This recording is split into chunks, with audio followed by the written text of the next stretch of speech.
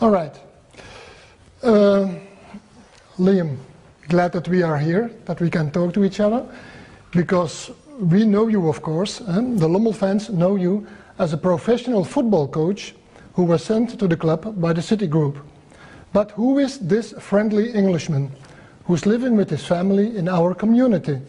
So please, Liam, turn back the hands of time for a moment and tell us about your youth. Where did you grow up and what kept you busy when you were a young lad? You still are? Yeah, still relevant.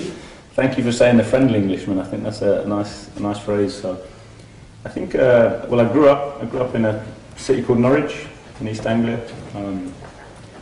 Had a challenging upbringing. I lost my dad when I was very young. So at the age of 11, my dad passed away, and it was quite pivotal for me. I think in terms of had a big impact. It's funny, my level in football went really high after that. I sort of channeled everything into football, and that's at the same time that coincided. I got picked up by Ipswich Town Academy. Of course, know it. Joined them at 13, so it was only 2 years after. So everything went into football. I have to say, my family, my mum, she remarried. My stepdad were terrific in supporting me through that. So at a very young age, you already realized that football could take a very important place in your life. Yeah, very much so. I think, yeah, like I said, the incident that happened and then channeling it all into playing, football kind of was my escape and my everything, to be fair. So yeah, I joined Ipswich at the age of 13 and then signed onto a scholarship at 16 when I finished school and moved to Ipswich. So that was kind of, yeah, the age of 13, joining my first pro club. Yeah, good. We talk about your career later on in this interview, but let's get started with your arrival at the club in July. Were your lovely wife and son with you right from the start, or did you have to pave the way for them here? Tell us about this hectical first week. I think hectical. Yeah, very, very much so. Yeah, no. Due to COVID, it was only essential workers allowed to travel. So I flew on my own. My wife and my son flew back to the UK, so they had to go back to the UK and quarantine for 2 weeks. So I was here by myself for the first 2 weeks, which again I found it really helpful, really beneficial. I spent a huge amount of time with the staff, mainly Peter. Me and Peter stayed in the same hotel together. So we had breakfast together, we ate together, so it kind of accelerated our relationship, given it was the first time we'd worked together. So I think coming by myself for the first 2 weeks was a challenge, not having the family with me, but at the same point, I benefited massively in other areas, I think. Okay, fine. You lived in London and New York, cities that never sleep. And all of a sudden, you found yourself located in a small Belgian place, the countryside, vast forests, fields. We even have a Sahara here. The contrast couldn't be bigger. What was your first impression of this new environment? My God, is this hell? No, far from it. I think, although I worked, for teams in big cities, I never lived in the cities. So I grew up in the countryside in the UK, and I love being outside. I love being away from the cities. So I have to say, coming here, I loved it. Fell in love with the place. I think it's beautiful. We've been off these last couple of days and spent all our time walking. So we're really lucky where we live with the forest on our doorstep. We get out, we walk, go and explore the area. The Sahara is a beautiful place as well. So we've been up there numerous times to walk around. I've also bought myself a mountain bike. So been out on that and explored as well. So it's a beautiful area. The training facilities and the beautiful surroundings as well. It makes me smile every day. I come in, I'm relaxed and able to work, and yeah, it's a beautiful place. Very nice. So your first address in Belgium was a hotel, but this fantastic place is a real manor. It reminds me of Balmoral, the country residence of the English Queen in Scotland. The horse stables are very impressive. Do you and your wife ride on horseback? I have to say I've never been on a horse in my life. So I've never been on one. I'd like to, and my wife used to ride horses when she was a lot younger, and we have them obviously on our doorstep. And well, she can pick it up again, maybe. Something she'd like to do again, yeah.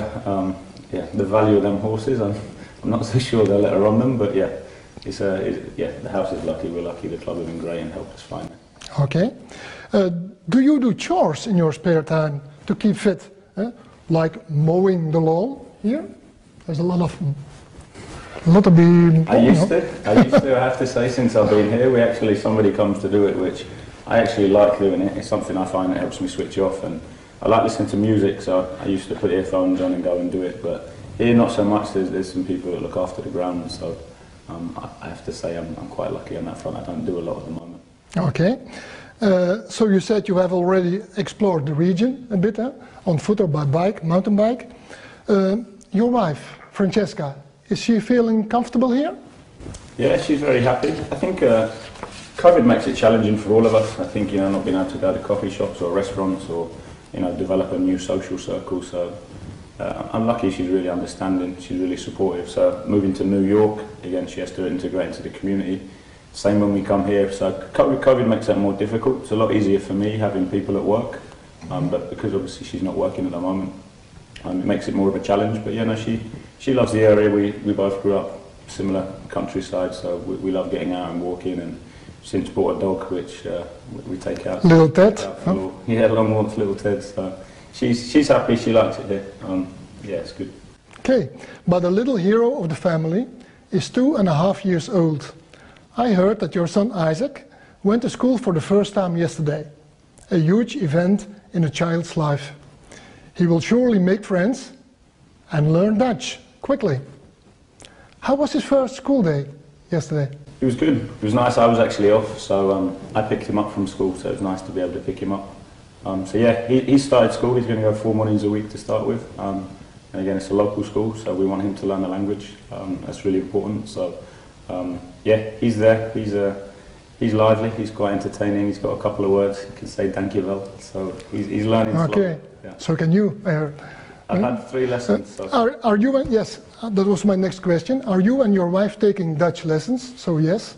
Answer is yes, because football language is universal, but in daily life things might be a bit more complicated when you go shopping, for instance.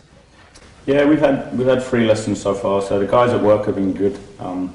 Picking up little bits. I think first for me is listening. I'm starting to understand more and more. I think that's the first bit for me, and then yeah, the lessons have been great. We have an hour and a half. We have 90 minutes on a Monday evening, 8 till 9:30. So we started the lessons. It's a challenge. It's a very difficult language, I think. I started Spanish when I was out in New York, but it's just unnatural. Some of the sounds and the noises don't occur in the English language. So it's me and my wife do the lessons together. So it's actually quite funny at times to sit there and listen to each other try and roll our R's. Okay, good.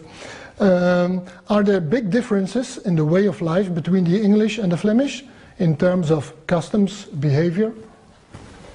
No, I wouldn't say so. I think I have to say all the people I've met have been, extremely welcoming, extremely friendly. I found that the second I joined here, the staff had us round for a barbecue. So Davey invited all the brand new staff and their partners round for a barbecue, which was really nice. So I have to say, no, I think a lot of the things are consistent. I say the people I've found have been really welcoming, friendly, open. And again, with COVID, it makes it difficult because again, we've been limited in terms of how much time we can spend in the town and restaurants, which I normally like to do. I like eating out, so yeah, we're cooking at home at the minute, not meeting too many people. So the only people I really have met are at work, unfortunately. Okay, that'll change, afterwards. Hopefully. What do you think of Belgian food? You know McDonald's and French fries, of course, but have you already eaten our specialties, Flemish fries and mussels, or Flemish fries and beef stew? Yes, I tried all of it.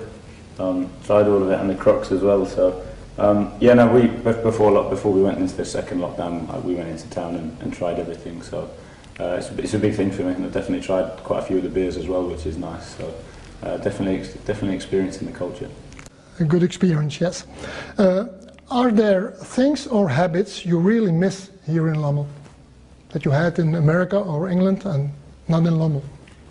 No, I wouldn't say so. Again, I don't want to talk about COVID all the time, but again, it's sometimes difficult to assess. I think the one thing I really missed in the States was just the volume and the intensity of football matches that were on live.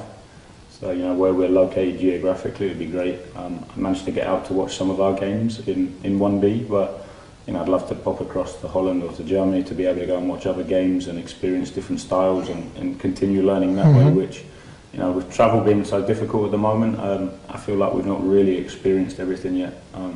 Also, I'd love to have popped to Brussels to go and spend a day there, or Bruges, Yeah. Ghent. yeah. Very likable cities, but yeah. Yeah, so the Antwerp. travel's made that difficult, unfortunately. So I'm looking forward to, hopefully, and you know, when things improve, you know, not just here but around the world, where we like to travel, we like to go and experience different things, as my journey so far has shown. So hopefully, when COVID relaxes, we can get out and explore, you know, some more of the area and some of the restaurants and Okay. stuff like that. You are familiar with English pounds and American dollars, but now you have to deal with euros. Is life expensive here, or rather cheap, when you compare it to your previous residences? I have to say, New York's probably one of the most expensive places I've ever been in my life. So You live in a small castle here. yeah, so yeah, this is it's a fraction compared to what it costs in the States. So yeah, and that's a lot cheaper. It's one thing. I used to joke around with my wife about it in terms of, especially when we first moved to New York and we used to go grocery shopping, in terms of stop comparing things back to the UK, because you can't do that. So we come this way, and she's not said so much yet because it is a lot cheaper. So yeah, no, it's definitely a lot cheaper here. It's you know, it's nice from that perspective, in terms of we get a lot more for our money.